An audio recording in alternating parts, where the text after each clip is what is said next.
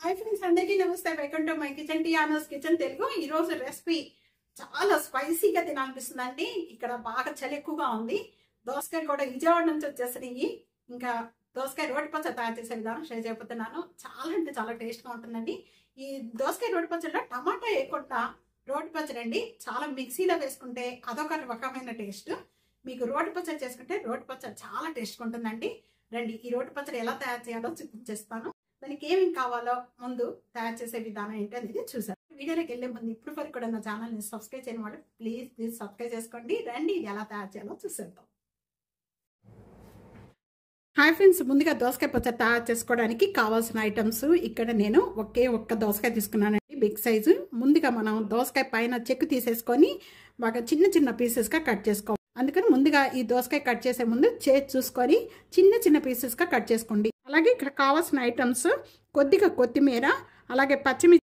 ఇక కారం అనేది ఈ పచ్చిమిర్చి కారం ఎక్కువగా ఉండవు, స్పైసీ, అందుకనే నేను ఇక్కడ ఎక్కువ తీసుకున్నాను।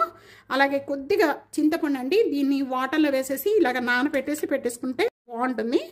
అలాగే కొద్దిగా కరివేపాకు, 1 టేబుల్ స్పూను జీరా, అలాగే ఇవి వెల్లుల్లిపాయ రెబ్బలు ఎక్కువగా తీసుకోండి, చాలా టేస్ట్ ఉంటుంది ఈ పచ్చడి।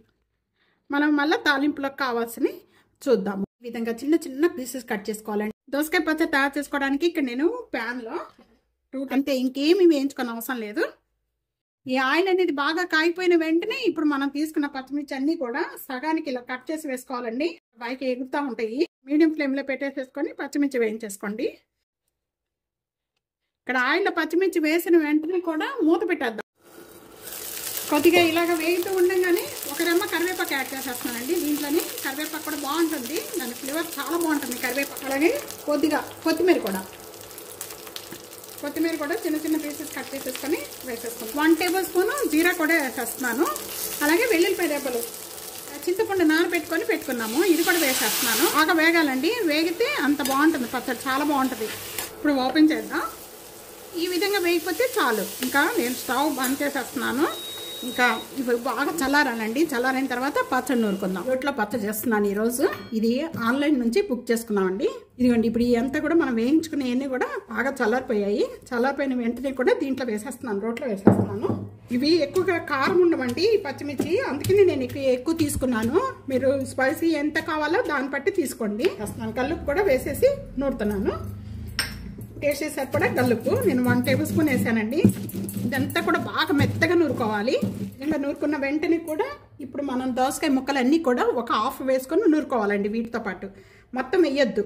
ఇలాగ మెత్తగా నూరుకున్న పచ్చళ్ళు ఈ మిగతాగా కూడా కలిపేసుకుందాం అండి। కొంచెం కచ్చిపిచ్చిగా అలా నూరుకోండి, ఎక్కువగా నూరుకోవద్దు, అంటే పచ్చడికి మొత్తం కూడా దోసకాయ ముక్కలకి ఈ మంచి పేస్ట్ అంతా కూడా బాగా పడుతుంది। ఇలాగ కొద్దిగా పైనండి, అంతే। ఇంకా తీసేసుకొని ఒక బౌల్లోకి వేసేసుకుందాం। టైం ఉంటే రోట్లో రుబ్బుకోండి, టైం కనుక లేకపోతే మనం ఇంకా మిక్సీ జార్లోనే, ఇంకా తప్పదు। చూడండి పచ్చడి అంతా కూడా రెడీ అయిపోయింది।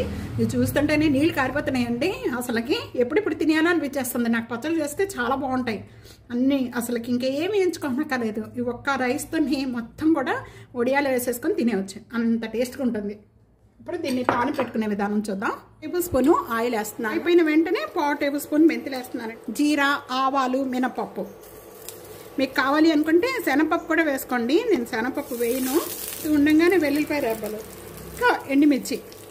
ఈ స్టవ్ బంద్ చేసేసిన తర్వాత కొద్దిగా ఇంగువ వేసుకోండి, ఇంగువ వేసుకోవడం వల్ల పచ్చడి చాలా టేస్ట్గా ఉంటుంది। అలాగే కొద్దిగా 2 రెమ్మల కరివేపాకు, కొత్తిమీర ఇవన్నీ కూడా బాగా మగ్గిపోయాయండి, మంచి స్మెల్ వచ్చేస్తుంది, ఇంగువ స్మెల్। మనం ప్రిపేర్ చేసుకున్న పచ్చళ్ళు ఈ తాలింపు అంతా కూడా కలిపేసుకుందాం। దోసకాయ పచ్చడి రెడీ అయిపోయిందండి, ఎప్పుడెప్పుడు తినేయాలనిపించేస్తుంది। మీకు తినాలనిపిస్తుందా? ఇంకా ఎందుకంటే లేటు, వెంటనే తయారు చేసుకోండి, ఇదే విధంగా తయారు చేసుకోండి। టేస్ట్ ఎలా ఉందనేది నాకు కామెంట్స్లో తెలియచేయండి।